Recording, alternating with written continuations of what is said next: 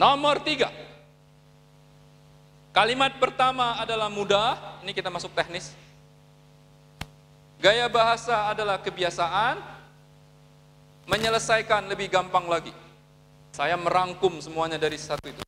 Kalimat pertama adalah mudah, gaya bahasa adalah kebiasaan, menyelesaikan lebih gampang lagi. Kita sudah bahas soal topik tulisan. Kita sudah bahas tentang amunisi. Sekarang kita bahas tentang bagaimana ketika itu dituliskan. Bang Tere, aku itu mau nulis, tapi kenapa ya kalimat pertamanya susah? Nggak muncul di kepala saya. Nah, kalimat pertama adalah mudah. Oi, kata siapa Bang Tere? Aku selama ini nulis selalu pusing kalimat pertamanya. Karena kamu bikin pusing. Coba nanti pulang dari sini, buka laptop, buka komputer, mulai ngetik seperti ini. Duduk. Aku pengen nulis. Ketikkan di situ yang muncul di kepalamu. Aku pengen nulis, tapi aku bingung sekali. Kalimat pertamanya susah. Udah jadi 2 kalimat di situ. Apa yang harus saya tulis? Saya itu menulis tentang Candi Boko. Ada apa dengan Candi Boko? Enggak menarik kayaknya. Mending saya nulis tentang Candi Prambanan. Baiklah, saya tulis tentang Candi Prambanan. Nah, sudah 20 kalimat kamu tulis di situ. Candi Prambanan itu apa bagusnya? Oh iya, Candi Prambanan itu bla bla bla bla bla bla bla bla bla bla bla. 1 jam selesai, jadi tulisanmu. Kalimat pertama yang ngacok tadi tinggal di delete. Select, delete, hilang kalimat tersebut. Kalian mungkin tidak percaya, banyak novel saya yang ditulis dengan pendekatan seperti itu. Contoh misalnya nulis novel rindu. Saya nulis novel rindu. Anak Elsa ini mau ngapain sekarang dia ini ya? Tadi dia udah kesini, saya bingung. Baiklah, anak Elsa ini kemarin sudah begini, dia hari ini mau ngapain? Oh baiklah, dia ketemu dengan Ambo Uleng. Apa yang dilakukan dengan Ambo Uleng? Dia mau bercanda sama Ambo Uleng, biar ada bagian lucu-lucunya. Tulis. Jadi satu babnya nak. Selesai bab tersebut, kalimat nggak jelas tadi, select, delete, hilang. Jadi berhentilah bilang kalimat pertama itu susah, impossible. Apalagi hari ini ngetik pakai komputer, pakai laptop. Beda dengan zaman dulu waktu SMA, saya mulai menulis untuk media. Apa yang terjadi waktu SMA? Saya nulis pakai mesin tik. Tahu cara nulis pakai mesin tik? Masukin kertasnya, nih kertas, coket, ketik, astagfirullahaladzim, salah satu huruf, ambil tip X, hapus, cetuk, ketik lagi, astagfirullahaladzim, salah satu kalimat, hapus, pakai tip X, astagfirullahaladzim, salah satu paragraf, tidak bisa di tip X nak, ambil kertasnya, lempar ke bawah. Itulah kenapa dulu kalau kalian masih ngetik pakai mesin tik, di sekitar kalian seperti awan. Kalau zaman itu betul, ada guru ngajarin nulis seperti ini, dia bilang, anakku, kalau kamu pengen nulis, pastikan kalimat pertama yang kamu buat adalah kalimat terbaik yang bisa menggugah pembacamu. Itu dulu. Karena dulu ngetik pakai mesin tik, yang tulisan tidak bisa kamu otak-atik lagi setelah jadi. Hari ini, mana ada rumus begitu? Karena hari ini kalimat pertama bisa kamu ganti kapanpun. Novel saya Rembulan Tenggelam di Wajahmu, jangankan kalimat pertama, bab pertamanya pun saya putar-putar semau saya. Udah jadi naskahnya, bab depan jadi belakang, bab belakang jadi depan, diputar-putar. Nggak ada lagi rumus, nah bikin kalimat pertama itu susah. Asik sekali kan? Dan enaknya hari ini nak, kamu ngetik bisa di mana saja. Zaman dulu, Pramudia Anantatur, tidak pernah saya lihat dia kemana-mana bawa mesin tik. Aku penulis terkenal tahu, terus naik mobil bawa mesin tik, nggak ada nak. Ke taman bawa mesin tik, nggak ada. Tapi hari ini kalian bisa bawa laptop kemana-mana, di pesawat kalian bisa ngetik, di kereta kalian bisa ngetik. Saya pernah mengalami, saya lagi ngetik lanjutan serial Bumi Bulan Bintang Matahari, sebelah saya lagi ngobrol. Kapan Terelie itu mengeluarkan lanjutannya buku Bintang? Saya pengen ngomong, lagi diketik, tahu nggak sih sebenarnya? Tapi ya nggak bisa, saya bilang. Kalau saya bilang begitu dia malah bingung, kamu tuh siapa ngaku-ngaku Terelie? Terelie itu berjilbab, tahu? Kamu nggak berjilbab.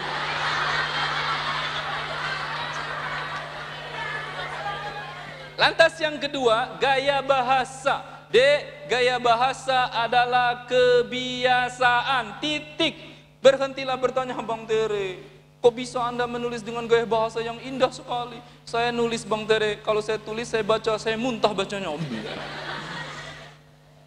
Ya iya nak, karena kamu baru belajar menulis. Orang lain sudah berpuluh tahun menulis, otomatis gaya bahasa dia jauh lebih lembut dan halus karena dia sering nulis.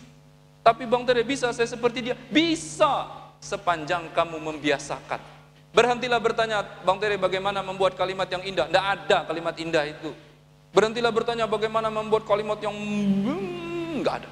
Itu semua hanyalah kebiasaan. Termasuk yang terakhir, menyelesaikan lebih gampang lagi. Nah, nulis itu nak menyenangkan. Kalau kalian nulis tersiksa lahir batin, kalian tidak cocok boleh jadi penulis. Menulis harus menyenangkan. Jadi ketika kalian nulis sampai di bab terakhir bingung babnya apa, ya santai saja, saya tutup aja, tamat, selesai. Bikin cerpen, bingung apa lanjutannya, ya sudah, tamat, selesai. Nggak ada larangan harus ada kesimpulannya. Saya punya novel loh ya, yang belum tamat baik-baik saja. Kalian tahu hafalan salat Delisah? Belum tamat. Waktu saya nulis novel itu, tiba di bagian Delisah menemukan kalung di tangan uminya yang sudah menjadi kerangka, ide saya habis. Tidak ada lagi ide mau nulis apa ya. Padahal saya pengen lebih tebal ini, biar nanti saya bisa cerita kenapa dia harus sholat itu bacaannya takbiratul ihram begini, sujud, ruku, kenapa harus begini, apa sih filosofinya. Tapi ide saya habis, daripada saya pusing, saya tulis aja di bawahnya, tamat, selesai. Tahu kalian itu belum tamat? Nggak tahu kan? Saya kirim ke penerbit, ditolak 2 kali oleh penerbit, diterbitkan penerbit Republika, dijadikan film, ditonton minimal 50 juta penduduk Indonesia. Nah, tahu mereka itu belum tamat? Enggak. Jadi berhentilah bertanya, Bang Tere, bagaimana membuat ending cerita? Tidak ada. Kalimat pertama adalah mudah, gaya bahasa adalah kebiasaan, menyelesaikan lebih gampang lagi. Kecuali kalau kalian besok lusa kuliah. Kalau kalian besok lusa kuliah, nulis skripsi, tahu skripsi? Pokoknya tahu lah ya, tugas akhir dari kuliah. Nah itu betul harus ada tamatnya, ada bab, kesimpulan, dan saran. Nggak bisa sampai bab 3 baru pembahasan masalah, bingung kan, mentok. Males kan, namanya juga mahasiswa suka males. Mentok, tulis aja lah di situ, tamat. Kasih ke dosennya, profesor gitu kan. Dibaca sama profesornya, kamu ini apa sih? Nulis skripsi cuma bab 3 tamat. Bapak kenal Terelie nggak Pak? Saya dulu Pak, waktu acara di MBS, dia bilang begitu Pak. Mentok tamat, tamat saja. Bapak udah punya berapa buku? Terelie udah punya 30 buku. Nggak bisa kalau yang itu nak, itu harus ada kesimpulan. Kalau enggak kalian nggak tamat-tamat kuliahnya. Ya.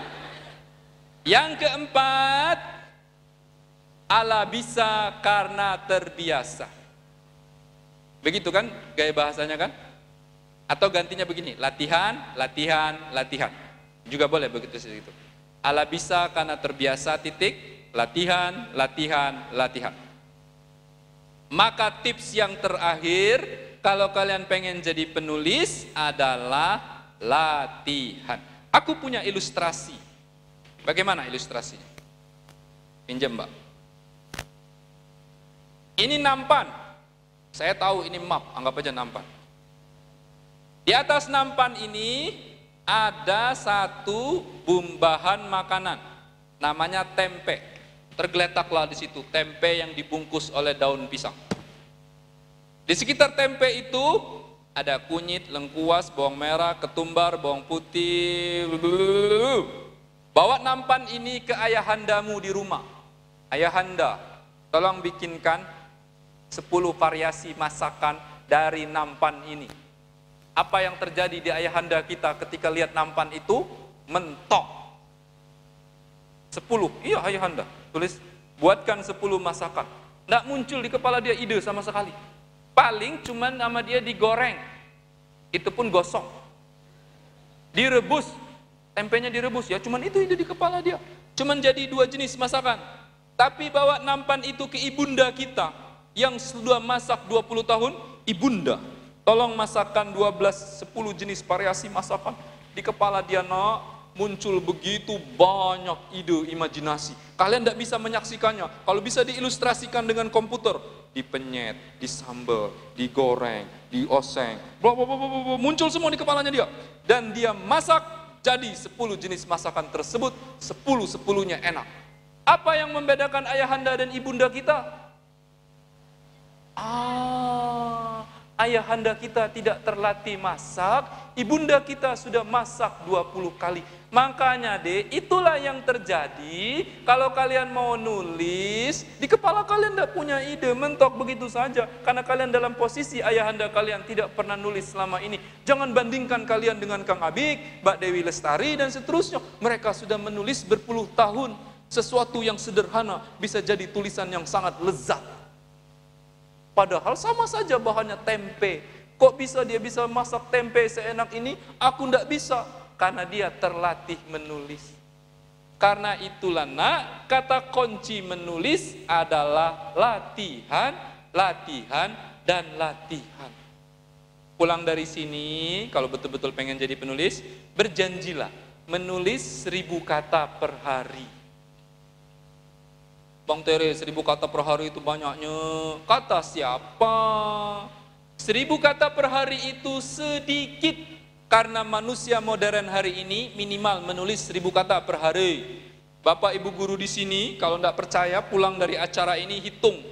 Bapak Ibu mengirim WhatsApp berapa kali sehari? WhatsApp, BBM, SMS, update status, update, susah. Manusia modern sudah menulis 1000 kata per hari.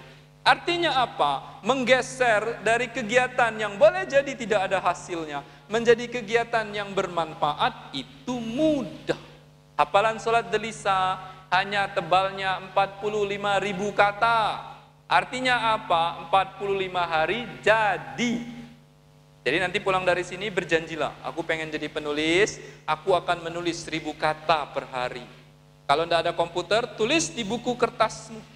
Kalau tidak ada kertas juga kamu tulislah di mana? Saya tidak tahu, di dinding asrama juga boleh tulis.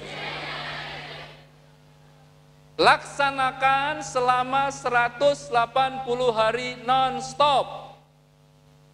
Tiap hari nulis. Jangan berhenti. 1000 kata saja sehari. Kalau kalian di hari ke-30 lupa nih Bang Tere, aku lupa Bang Tere hari ini nggak nulis. Ulangi dari hari pertama. Ya. Kalau di hari ke-100 ketiduran, tidurnya 24 jam gitu ya, saking panjangnya tidur kan. Ulangi dari hari pertama.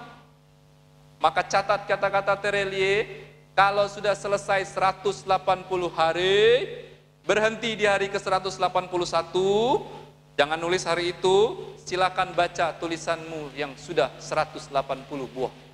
Mulai baca dari hari pertama, baca hari pertama. Apa responmu? Saya bisa pastikan kamu akan ketawa baca tulisanmu.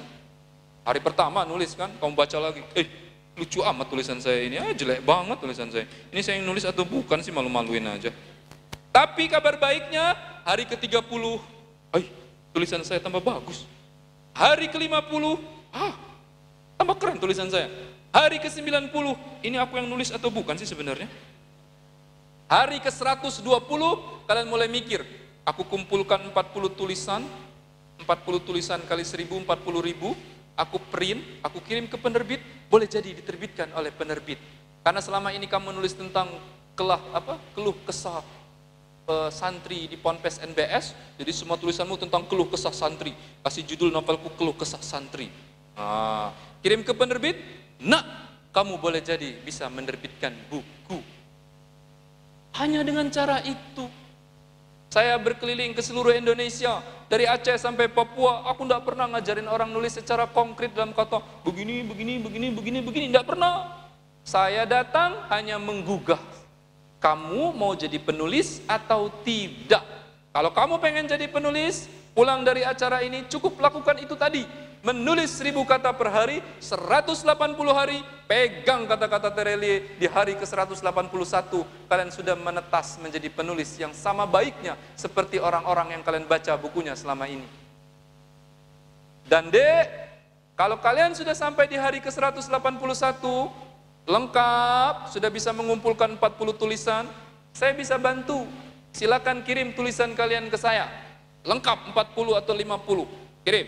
Terelie, saya sudah selesai nih melakukan pelatihannya. Nih, ada 50 tulisan sudah saya jadiin satu, nih sudah saya PDF-kan. Bisa nggak tolong bantuin nerbitinnya? Maka saya, oh iya bisa. Baik, Bu.